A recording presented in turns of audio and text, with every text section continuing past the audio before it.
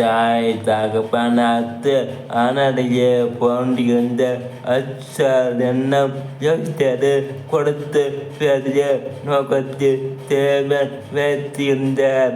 அவளுடைய சகோதரர் மரியான மத்தகை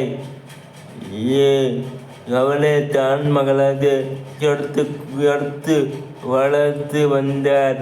தாயும் தகப்பனும் எல்லாத்திருந்தும் அவளுடைய மகளாக ஏற்றுக்கொள்ள தேவன் மத்தகையை நியமித்து இருந்தார்.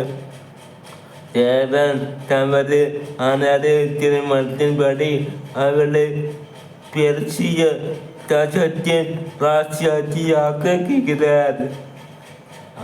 முழு சிபரைகளையும் அளிக்கும்படி ஆமன் என்பவன் நம்புகிறான்.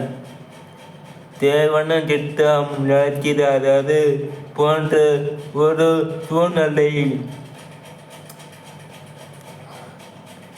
மத்தகையின் அறிவுரையின்படி தான் தாய்மார்களோடு 3 நாட்கள் பிரவாசித்து ஜெபம் செய்கிறார்கள்.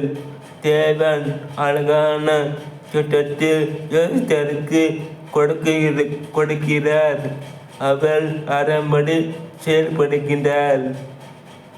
அவளையும் சேர்ந்து முழு இஸ்ரவேலர்களையும் காப்பாற்றப்படுகிறார்கள்.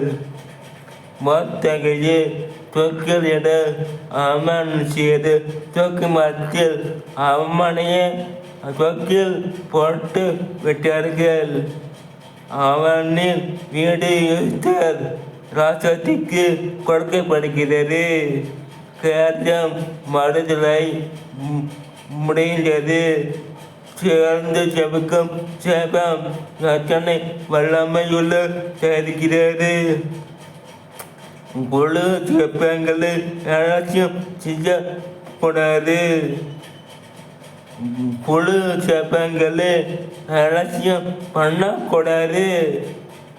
ஒருவன் 1000 பேர் கொடுத்து குடும்பமானால் இருவர் 10,000 பேர் கொடுக்க முடியும். அப்படி ஜெபிக்கும் பழக்க முடிவார்களாக இருக்க வேண்டும். உங்களையும் உங்கள் குடும்பத்தையும் மாத்திரமல்ல முழு தோஷத்தையும் ஆதாயமாக்கி கொள்ள முடியும். இயேசு நாமத்தில் ஆமென்.